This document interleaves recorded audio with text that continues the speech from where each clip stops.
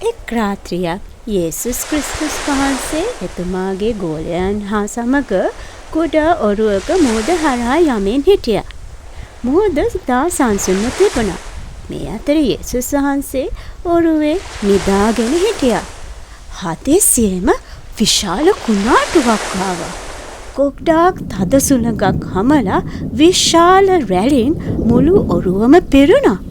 ගෝලයන් ඉතාමත් බියටපත් වුණා. ඒත් යේසුස් වහන්සේ ඉතාම සාමකාමීව නිදාගෙන සිටියා.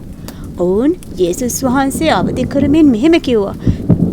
ස්වාමිනී අපි කිලෙන්න යනවා. යේසුස් වහන්සේ නැගිටලා සුළඟටත් මුහුදටත් මෙහෙම තරවටු කරා.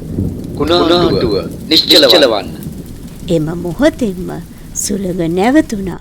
මුහුද සම්පූර්ණයෙන්ම සැනසුම් වුණා. ගෝලයන් අතිශයින් පුදුමුණා. ඔවුන් එකිනෙකනාට කියාගත්තා මෙසේ. මොහු කෙබඳු කෙනෙක්ද? සුළඟත් මුහුදත් පවා උන්වහන්සේට කීකරු වෙනවා. ඉතින් මගේ යාළුවනේ, මේ කතාවෙන් අපි ඉතා වැදගත් දේවල් ගොඩක් ඉගෙන ගත්තා. ඒ තමයි අපි බය වෙන්න ඕනේ නැහැ. මොකද යේසුස් වහන්සේ අපි ළඟ ඉන්නවා. අපි බය වෙන හැම මොහොතෙම අපිට කියන්න තියෙන්නේ ස්වාමිනී මට උපකාර කරන්න කියලා. හරියට ගෝලයන් කිව්වා වගේ. එවිට යේසුස් වහන්සේ ඔබේ උපකාරයට එනවා. එතුමා ගැන ඔබගේ ඇදහිල්ල විශ්වාසය හැමතිස්සෙම තියාගන්න. අපි යලිත් මේ වගේ ලස්සන කතාවකින් හම්බෙමු.